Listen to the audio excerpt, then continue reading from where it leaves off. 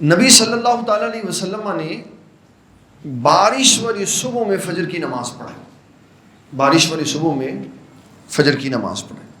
اور وہ نماز اس طرح آپ نے پڑھائی کہ مسجد اسی طرح کی تھی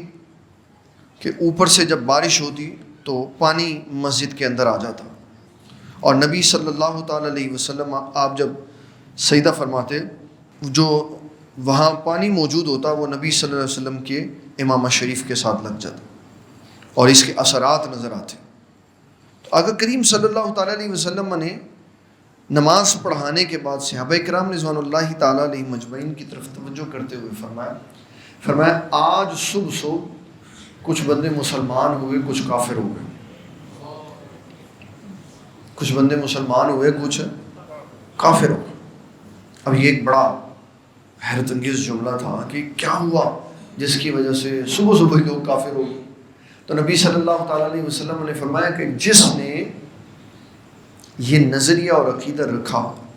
کہ بارش اللہ نے برسائی، فرمایا وہ مسلمان ہے، اور جس نے یہ کہا کہ فلاں ستارہ ٹوٹ کے ادھر سے ادھر چلا گیا، یہ ہوا معاملہ، تو فرمایا وہ کافر ہو گیا۔ یہ دعوت و تبلیغ ہے نبی صلی اللہ علیہ وسلم کی لوگوں کے عقائد مضبوط کرنے کے لیے کہ ستاروں کے دائیں بائیں آگے پیچھے ہونے سے کچھ نہیں ہوتا، یہ جو ساری تبدیلی ہے یہ اس کا نظام ہے،